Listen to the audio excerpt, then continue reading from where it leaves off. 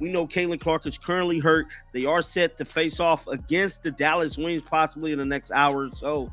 But there is some headlines, man. This time it's in regards to one of her teammates, and that is Natasha Howard. Now, Natasha Howard really ain't been in the news too much, man. She's been balling out. It looked like she's been staying out the way. She don't say too much online either to make the headlines, but one thing I can say, this time she definitely did.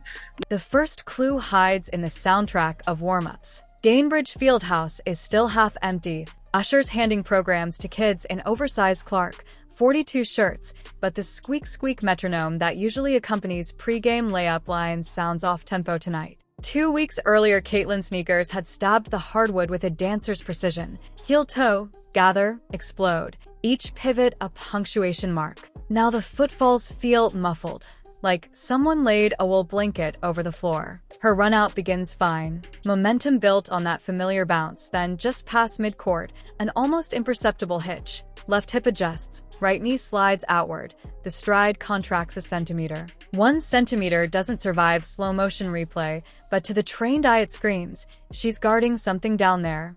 This current clip right here is going viral. Correlation stated they all got to play better. That's nice to say, but we haven't seen that yet.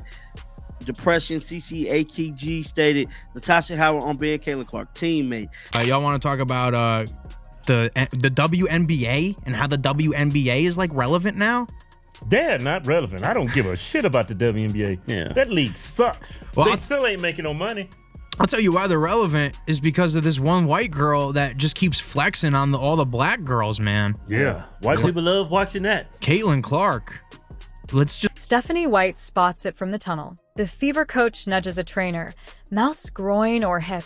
The trainer shrugs. Nobody is surprised 24 hours later when the team drops the medical update. Left groin strain day to day. On the public relations Richter scale, it registers as a 3.6, not catastrophic, but enough to rattle glass in every WNBA front office. ESPN's bottom ticker cycles Clark groin out every 7 minutes. Ticket monitor bots choke on refund requests. Secondary market prices that had hovered near NBA Finals levels hemorrhage 67% in a Monday afternoon. None of the numbers mean much to Caitlin. She spends the morning in the training room, headphones in, jaws clenched against the static fizz of a TENS unit glued to a muscle group she didn't think about until it betrayed her. Were you excited to play with Caitlin? I was. Yeah. So talk about that. Your first impressions of her? My first impression of her when I first seen them, like, dang, like, this is what everybody's talking about right here. Yeah. This girl right here. Just getting to know Caitlin more and stuff like that. Like, she reminded me of a little sister. Like just letting her know that you don't have to do everything. Like you have to do in Iowa. Like you have great teammates and phenomenal players around you that could take that weight off your shoulder. You don't have to do everything. Like we expect you to knock down those clutch shots. Like that's what we expect you to do. But like overall, like you don't have to do everything. Like you don't. Like yeah. Like let us give us some of your pressure too. Like so. Groins are nasty, she learns. They masquerade as cooperative right up to the moment they tear, and then they do not forgive. The medical staff sets up a best guess timeline. 10 days if she's lucky, 3 weeks if she's merely mortal. The rookie nods, but part of her is already mapping out how to beat that clock. A different part keeps rerunning last night's tape, hunting for the exact frame when the pain first rippled. The video shows a hedge and recover by Natasha Howard, harmless contact, routine in any pick-and-roll defense. Yet something about the angle looked wrong in real time and looks worse now. It was subtle. Howard's hip slid half a step late, her shoulder nudged just enough to reroute Caitlin's mid-air line of travel. No whistle. Play on. Clark landed, felt the heat bloom near her adductor, and fought it the next 4 possessions until her night unraveled beneath her. A lot of America, Caitlin Clark is the hero, and everyone that flagrantly fouls her, speaks poorly of her, acts like she's not great, is the villain, and then vice versa. How big of a part of the story is that when you look at the conflict surrounding Caitlin Clark? You would have thought that the arrival of this superstar in the WNBA would have been seen as what it is, which is the greatest thing to ever happen to the WNBA. So she arrives, and of course, my thought, a white woman from Iowa in a 74% Black league. That's an issue. And I look at the way players like Diana Taurasi, Brianna Stewart, Cheryl Swoops with her flurry of falsehoods, Cheryl Reeve, the Olympic coach, Gina Auriemma, really tried to minimize her. The Fever are building a winning culture. Even though you're down, even though you're getting physically beat up, because they were being out-physicaled, and you still found a way to win. Natasha Howard balled out, and that's what we need. Natasha, for her part, did not see the grimace. Or maybe she did, and filed it under not my concern. What she did see, what everyone saw, was Clark sprawled on the hardwood in the third quarter 5 nights later against Seattle. The collision was louder. Jordan Horston's forearm across the ribs, a second Storm defender bumping the hip, a fall that left Clark on her tailbone, palms up. For a beat, the arena gasped. Teammates sprinted in. Howard did not. She rotated on defense mid-transition, glanced over her shoulder, and kept jogging. Television cameras caught the decision. A quick look, a quicker exit, a full-speed beeline for the opposite rim while the franchise meal ticket checked for loose teeth. Twitter turned the 3-second clip into a Zapruder film of apathy. The edits came fast. A side-by-side gif of Howard helping a Storm player up in 2019 versus ignoring Clark in 2025. A slowed-down replay annotated with red arrows and the caption, "Point of no empathy." Caitlin Clark had another, whatever you want to call it, confrontation in a WNBA game. Like, why is this happening? The Caitlin Clark phenomenon is one that I got wrong.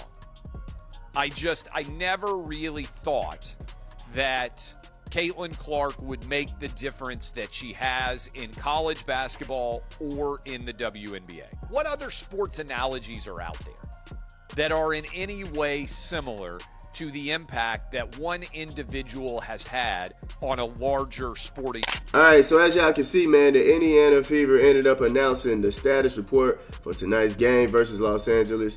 Caitlin Clark out left groin. Oh, man. Look, that groin is nothing to play with, man. If y'all didn't see how Anthony Davis was taken out this season, well, I guess last season, or whatever the case may be, it just appears out of nowhere, all right? The groin is nothing to play with, man. And, you know, it kind of explains a little bit more why her shot's been off.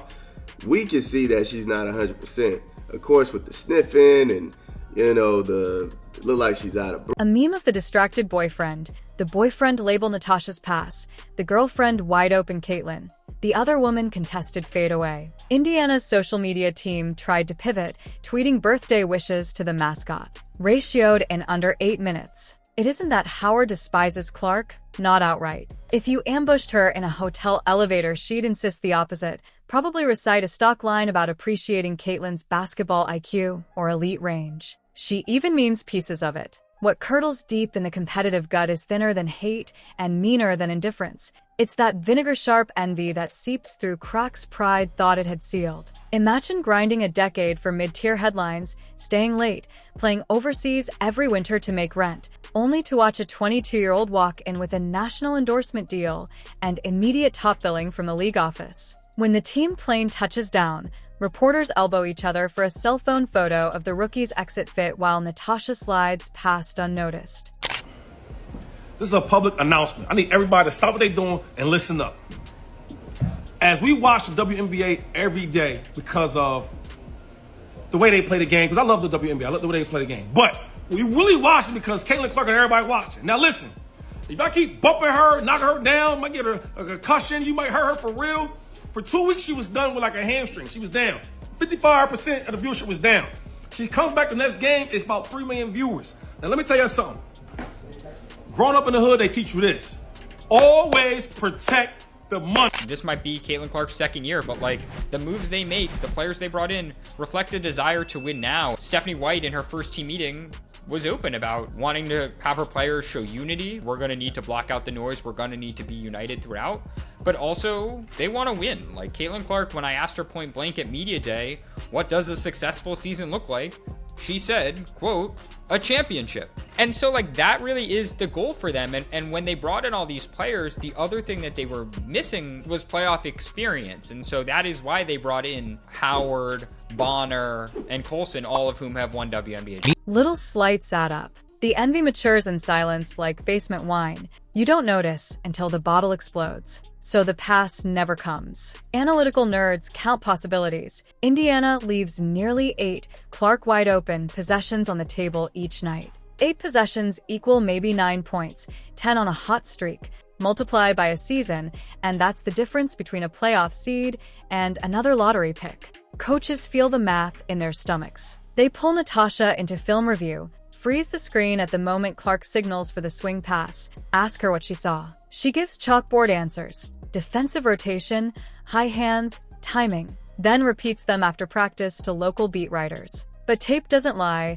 and the close-ups reveal micro-gestures, shoulders not squared, eyes never really daring past the decoy read. Intent reveals itself by the absence of intent. And then came the microphone slip, a podcast nobody expected to trend, hosted by a former teammate. The interviewer lobbed cliches. Howard batted them away until the subtle dig surfaced. You don't gotta be the one-woman show like you were at Iowa. That's not how this league works. The host chuckled. Twitter did not. Within an hour, the quote lined every aggregator headline, out of context for clicks, but close enough to the bone. Fans parse the subtext. Dial it down, rookie. You're making us look expendable. Within 12 hours, Howard's Instagram comments were a trash fire of snake emojis and essay-length rebuttals about team play and jealous bets. Absolutely crazy to me to see the types of fouls and the lack of calls that are having on them from these refs that the players are doing. They're just straight hacking each other. And like, we wouldn't even allow that like at our kids' games that we go to watch, let alone in the NBA. And it's just wild to me that you have somebody that took stadiums which only had like 7,000 people in them to attend live games to completely packed and tripling the ticket prices.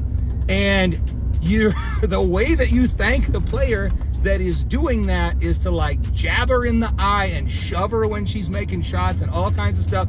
The forward turned her notifications off. The resentment kept its own score unscreened. Meanwhile, Caitlin rehabbed. Morning ice baths, afternoon band walks, core circuits designed by trainers who treat groin strains like bomb defusal. She hated idling, so she watched film, hours of it, and something stewed. If I pass to her anyway, will she shoot? If she shoots, do we still win? If we win, and she never throws it back, will this ever change? Those are questions a rookie shouldn't carry, but leadership hunts her whether she invites it or not. The Fever go 1-3 across Clark's absence. Fan chatter darkens. We were told there was depth, one columnist writes, but depth is a mirage when the well dries. Game operations staff notice a decibel dip during intros. Howard continues to put up 14-8-3, solid, respectable. Yet the social tracking dashboard shows her name plummeting in favorability. Sponsors read dashboards. When Clark finally returns, her minutes restriction is painted bright red on a whiteboard.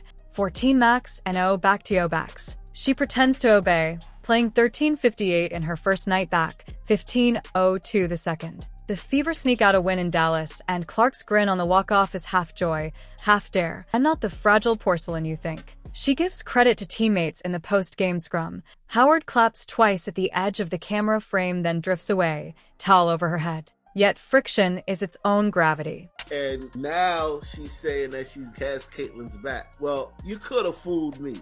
And the reason I'm saying that is not because you're not helping her out with advice, you're not being there for practice, you're not giving her nuggets from your, I don't know how long you've been in 14, 15-year career. I'm not saying that. I'm talking about brass tacks, when the rubber meets the road. When Caitlin getting her head bashed in during the season, I need you to put somebody on the ground. I need you to flagrant foul somebody. I need you to get in somebody's... The more Howard withholds, the more the basketball gods insist on rubbing her face in Clark's magnetism. Fourth quarter, tied score. Shot clock bleeding. Natasha isolates on the left block. Spins, meets a double, looks out. Only one clean outlet. Clark, top of the key, palms ready. For a millisecond, the veteran wavers. If ball tracking sensors could record pulse spikes, this would be the peak. She fires a bullet pass. The arena inhales. Clark's release is pure geometry: lift, align, snap, nylon. Fever win by 3. Locker room cameras capture the celebration. Howard chest bumps the nearest rookie, never makes eye contact with 42. Reporters ask if that pass marks a turning point. She shrugs. Open player, right play. Clark smiles tiny, says nothing. Weeks stretch. The All-Star break looms. Clark qualifies, but conversation swirls. Should she play? Half the panelists on morning talk shows plead for rest. The other half beg for ratings. Clark opts out. Groin still tender. Corporate partners sigh, but publicly applaud her caution.